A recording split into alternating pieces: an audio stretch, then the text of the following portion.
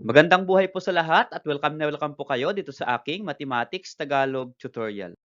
Sa video na ito ay papaliwanag ko sa inyo about solving probability of simple events. So magpipresent po ako ng examples. For example, this one, set P, the elements are 1, 2, 3, 4, 5, 6, 7, 8, 9, 10. And we are going to find the probability of having number 1, even numbers, number 2, odd numbers, number 3, an even number divisible by 4, and number 4, an odd number divisible by 3. So paano nga po ba mag-calculate ng probability of simple event? Ipapaliwanag ko po yan lahat sa inyo step by step. Okay, so how to calculate the probability of simple event? So this is a simple formula. PE, or the probability of event, is equal to number of ways the event that occur divided by the number of possible outcomes. So in symbol, ito po, PE is equal to W over N. Okay? So let's start with this example. We have set P. The elements are 1, 2, 3, 4, 5, 6, 7, 8, 9, 10. Then we are going to calculate for number 1, the probability of even numbers. So again, ang formula na gagamitin natin, PE is equal to number of ways over the possible outcome or N. Okay. So, ano po ba yung even numbers mula po dito sa ating element? So, ang even numbers po ay, yun po yung mga number divisible by 2. So, divisible by 2. So, 2, 4, 6, 8, 10. So, bilugan ko po. 2, 4, 6, 8, and 10. Now, bibilangin lang po natin ilan po ba yung even numbers mula po dito sa ating set P. So, ilan po yung nabilugan natin na even numbers?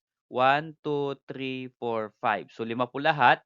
So, yung W po natin mula po sa formula or number of ways is 5 over the number of possible outcome. Yung N po natin, lahat po nung numbers na nandito. Ilan po ba yung numbers na nandito?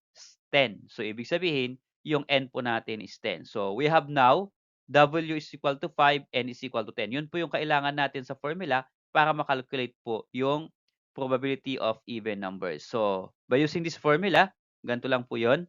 So, PE is equal to W. Ang W po natin ay 5. And then, N natin ay 10. So, magiging 5 over 10.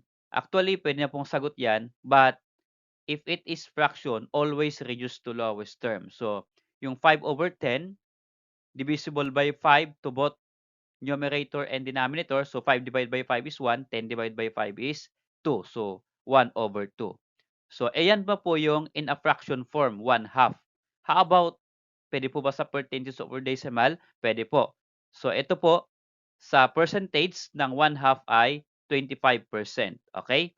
Or, can be in decimal form, 0.25. Pero mas maganda, kung lahat po ay pinapasolve sa inyo yung 1/2, 25%, at 0.25, ay mula po sa fraction, i-divide muna ninyo 0.25 and then i-percentage ninyo 0.25 times 100 is 25%.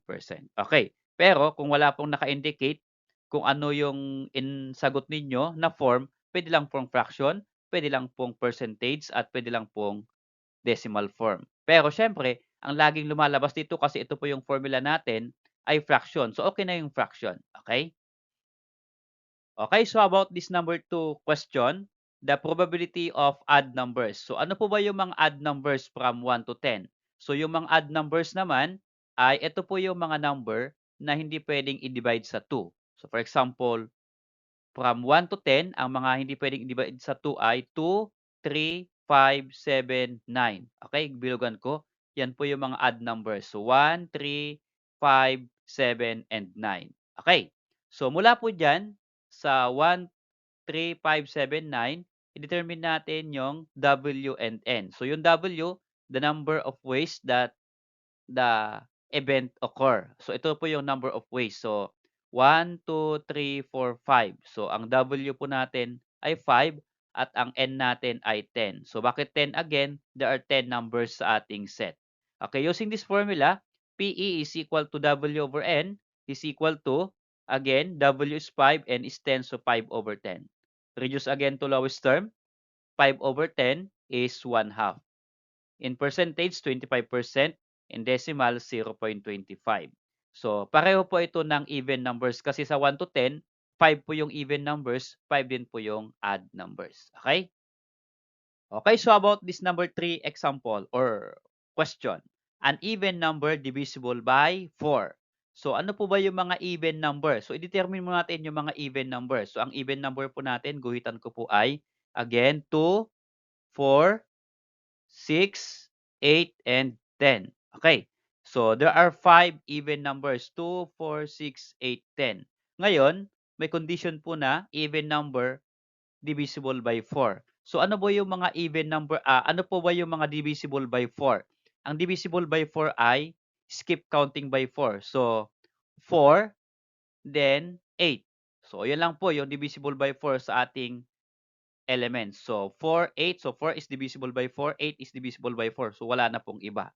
O, ngayon, ano po dito yung nabilugan natin na may var sa baba o yung ginuhitan ko. So, ito pong 4 ay even number at the same time divisible by 4. Gawon din yung 8, nabilugan ko po. This is even number, okay, that is divisible by 4. So, therefore, ang W po natin mula sa formula, number of ways, ay 2. So, dalawa po yung possible, okay, or number of ways. So, dalawa lang po yung number dyan. And then, the possible outcome natin, N, again, that is, there are 10 numbers. So, i-divide lang natin. So, W over N is equal to 2 over 10. Again, yung 2 over 10, pwedeng i-reduce to lowest term. So, that is 2 and 10. Ang common nila ay 2. So, 2 divided by 2 is 1. 10 divided by 2 is 5. So, magiging 1 half. So, in decimal, yan po ay 0.20 at sa percentage, that is 20%.